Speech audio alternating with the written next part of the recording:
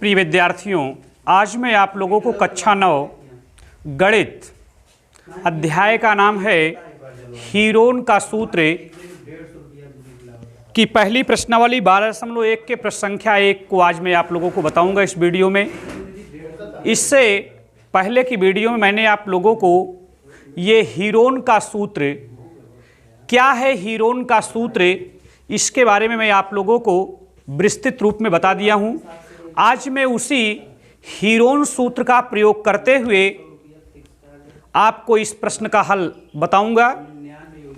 देखिए प्रश्न क्या है, कह रहा है कि एक यातायात संकेत बोर्ड पर आगे स्कूल है लिखा है और यह भुजा ए वाले, अब उसमें मीटर या सेंटीमीटर का प्रयोग नहीं है, केवल ए, भुजा ए वाले एक समबाहु त्रिभुज के आकार का है।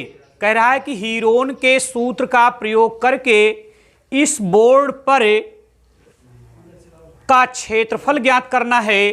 साथ ही साथ अंत में क्या दिया है कि यदि संकेत बोर्ड का परिमाप 180 सेंटीमीटर है, कमा, तो इसका क्षेत्रफल क्या होगा।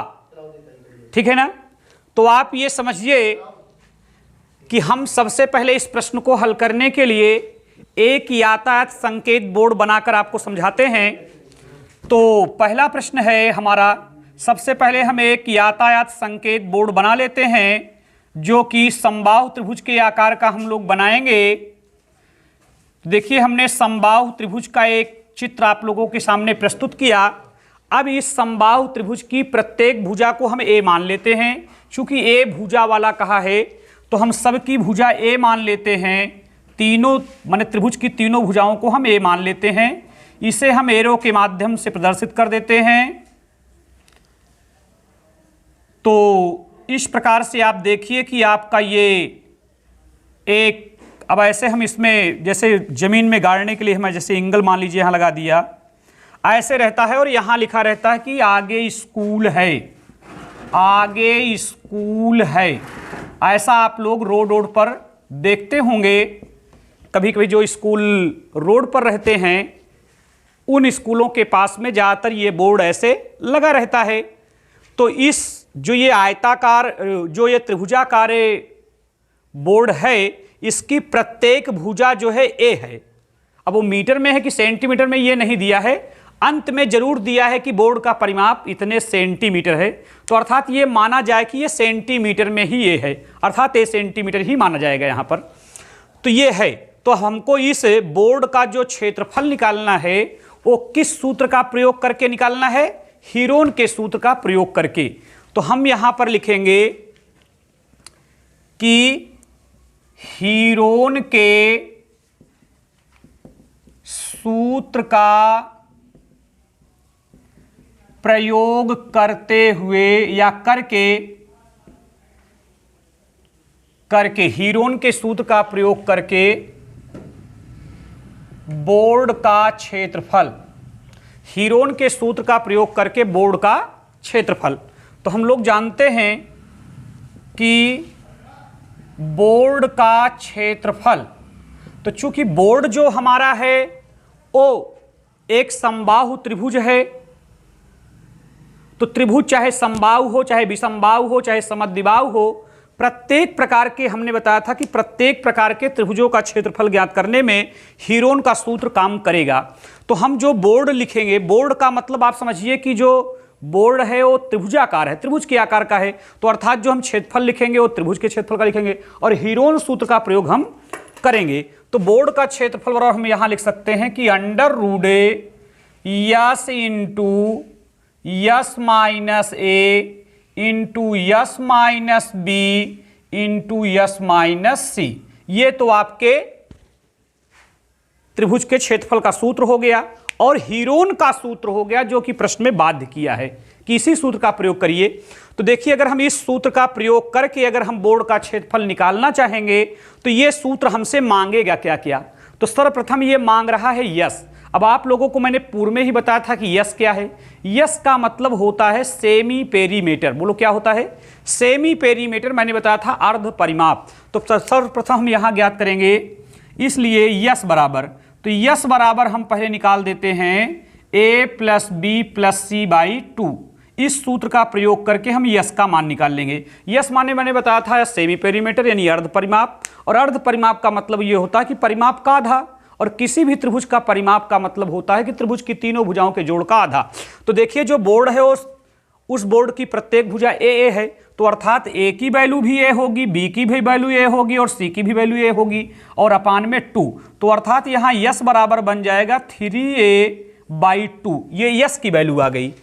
अब देखिए ए पर हम ए ही रखेंगे, बी पर भी ए रखेंगे और सी पर भी ए रखेंगे। तो अब हम सूत्र को देने के लिए हमारे पास सारी चीजें हो गई। तो हम यहां लिखेंगे, इसलिए क्षेत्रफल बराबर हम लिखेंगे under root S into S minus A into S minus B into S minus C. अब देखिए बराबर अंडर रूट यस का मतलब क्या हुआ, जो अभी हमने प्राप्त किया, अर्थात 3a/2 इंटू 3a/2 माइनस ए का मतलब ए ही, फिर इंटू करके यस का मतलब 3a/2 माइनस बी का मतलब भी ए होगा, इंटू यस का मतलब 3a/2 माइनस सी का मतलब भी ए होगा। चूंकि जिस त्रिभुज का क्षेत्रफल निकालना है जिस बोर्ड का, उसकी प्रत्येक भुजा की माप ए है, इसलिए हम यस बी पर भी ए, सी पर भी ए और ए पर तो ये रहेगा ही।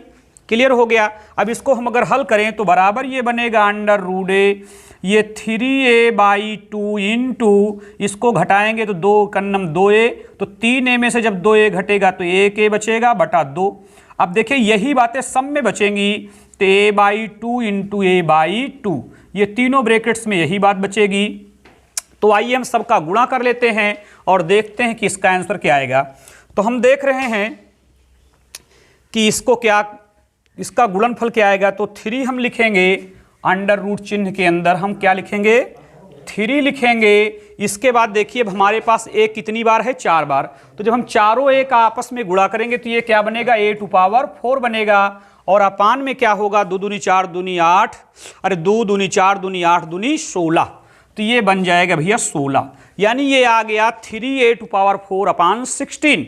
अब देखिए अगर हम इसके अंश और हर के वर्गमूल की अगर चर्चा करें तो चूंकि 3 का वर्गमूल तो नहीं निकल पाएगा, तो इसलिए हम इसको अंडर रूट 3 कह सकते हैं। अब देखिए a⁴, अगर हम a⁴ का वर्गमूल निकालें तो a⁴ का वर्गमूल क्या होगा, a², और अपान में देखिए 16 लिखा है तो 16 का वर्गमूल निकल आएगा 4 होगा।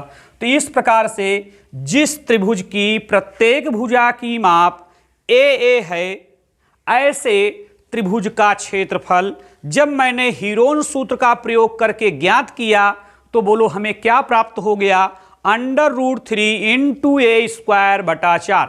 अर्थात यही होता है समबाहु त्रिभुज के क्षेत्रफल का सूत्र।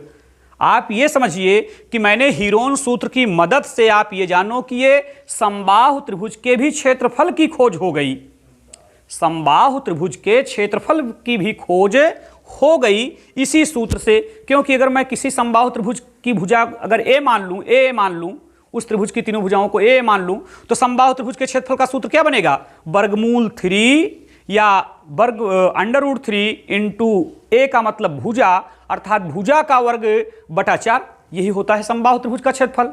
तो चूंकि हमारा जो त्रिभुजाकार बोर्ड था वो समबाहु त्रिभुज के आकार का है, चूंकि त्रिभुज की उसकी तीनों भुजाओं की माप ए दिया है, तो इसलिए जो क्षेत्रफल आ गया वो वर्गमूल 3 इंटू भुजा स्क्वायर अर्थात a²/4 प्राप्त हो गया।